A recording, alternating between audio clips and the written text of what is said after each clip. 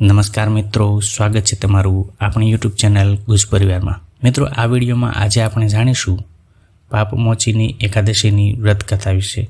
આજે ફાગણ મહિનાના વદ પક્ષની પાપમોચીની એકાદશી છે। આ તિથિએ ખાસ કરીને ભગવાન નારાયણની પૂજા કરવાનું મહત્વ ખૂબ વધી જાય છે। આ એકાદશી વસંત ઋતુ દરમિયાન આવે છે, એટલે આ દિવસે ભગવાન શ્રી કૃષ્ણની પૂજા કરવાનું પણ વિધાન છે। આ દિવસે ભગવાન શ્રી સત્યનારાયણ કથા અને ભગવાનનો અભિષેક કરવામાં આવે તો નામ પ્રમાણે આ પાપમોચીની એકાદશીએ વ્રત અને પૂજા કરવાથી મનુષ્યના તમામ પ્રકારના પાપ અને તકલીફો દૂર થાય છે। આ એકાદશી હોળી અને ચૈત્ર નવરાત્રિની વચ્ચે આવતી હોવાથી આ એકાદશીના દિવસે અનાજ અને જળનું દાન કરવાનું પણ ઘણું મહત્વ છે। તો આજે આપણે આ એકાદશી સાથે જોડાયેલ વ્રત કથાનું રસપાન કરીશું। ભવિષ્યોત્તર પુરાણમાં વર્ણવાયેલ આ પાવન પાપમોચીની એકાદશી ફાગણ માસના કૃષ્ણ પક્ષની એકાદશી તિથિ આવે છે। જાણતા અજાણતા થયેલા સઘળા પાપો અને પાપ ફળોને નષ્ટ કરનારું આ વ્રત છે। ભવિષ્યોત્તર પુરાણમાં આ એકાદશી સાથે જોડાયેલી એક વ્રત કથાનું વિસ્તારથી વર્ણન કરવામાં આવ્યું છે, જે દર્શાવે છે કે કઈ રીતે પાપથી મુક્તિ મળી શકે। પુરાણ કથા મુજબ વસંત ઋતુ પોતાનું પૂરું સૌંદર્ય પ્રગટ કરી રહી હતી। તે સમયે સ્વર્ગની સુંદર અપ્સરા મંજુઘોષા નામની એક અપ્સરા પોતાની સખીઓ સાથે ચિત્રરથ નામના વનમાં વિહાર કરવા આવી। આ વન વિષ્ણુ ભક્તો અને ઋષિમુનિઓના તપ માટે પ્રખ્યાત હતું।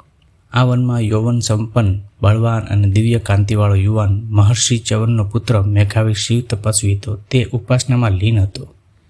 ત્યારે મેઘાવીનો દિવ્ય શરીર તેજસ્વી અને દેવતુલ્ય હતો। વનમાં ફરતી મંજુઘોષાએ જ્યારે મેઘાવીને ધ્યાનમગ્ન જોયું, ત્યારે તે તરત જ તેમના રૂપ અને તપસ્યાથી મોહિત થઈ ગઈ। મોહિત થયેલી અને કામ પીડિત મંજુઘોષા મેઘાવીની તપસ્યા ભંગ કરવા માટે સુંદર શણગાર સજીને નૃત્ય કરી ગીતો ગાવા લાગી। ઘણી મહેનત પછી પણ તે તેમાં કારગત નીવડી નહીં।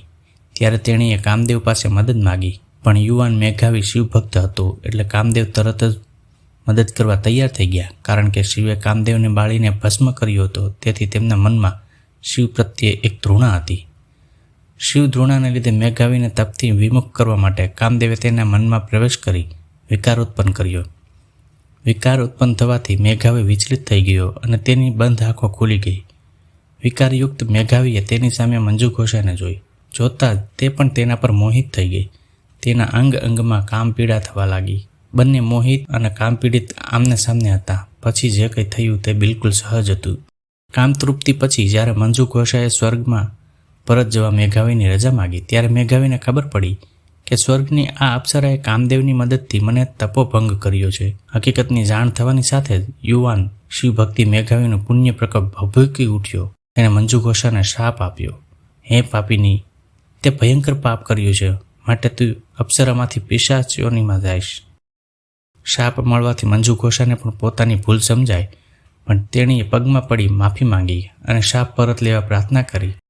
ત્યારે ચ્યવનપુત્ર મેઘાવીએ કહ્યું, હે સુંદરી, તે પાપ કર્યું છે એટલે શાપ મિથ્યા નહીં જ જાય। હું તને એક ઉપાય બતાવું છું, તું તે મુજબ કરીશ તો અવશ્ય શાપ મુક્ત થઈશ। ફાગણ મહિનાના કૃષ્ણ પક્ષની એકાદશી પાપમોચીની એકાદશી કહેવાય છે। તું આ એકાદશીનું વ્રત કરજે અને નારાયણની ઉપાસના કરજે। આ વ્રત કરવાથી તું શાપ મુક્ત થઈને પુનઃ અપ્સરા પદ પ્રાપ્ત કરીશ। પિશાચ યોનિ પામેલી મંજુઘોષાએ ઋષિપુત્રના કહેવાથી પાપમોચીની એકાદશીનું વ્રત કર્યું। વ્રતના પ્રભાવથી તેણે જે પાપ કર્યું તે પાપ બળી ગયું। પરિણામે પિશાચ યોનિમાંથી મુક્ત થઈને પુનઃ અપ્સરા પદ પ્રાપ્ત કરી સ્વર્ગમાં સ્થાન પામી।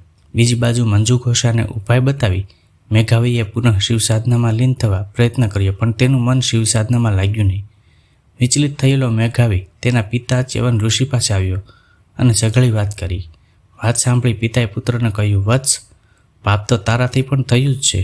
હવે તું પણ પાપમોચીની એકાદશીનું વ્રત કરીને પાપ મુક્ત થા।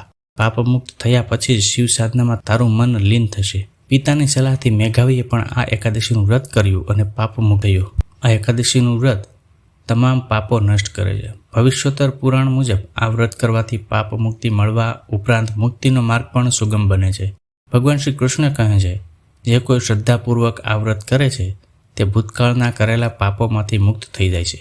તો મિત્રો, આપણે આજે જાણ્યું પાપમોચીની એકાદશીની વ્રત કથા વિશે। મિત્રો, આપને વિડીયો કેવો લાગ્યો તે કમેન્ટ બોક્સમાં જરૂર જણાવજો।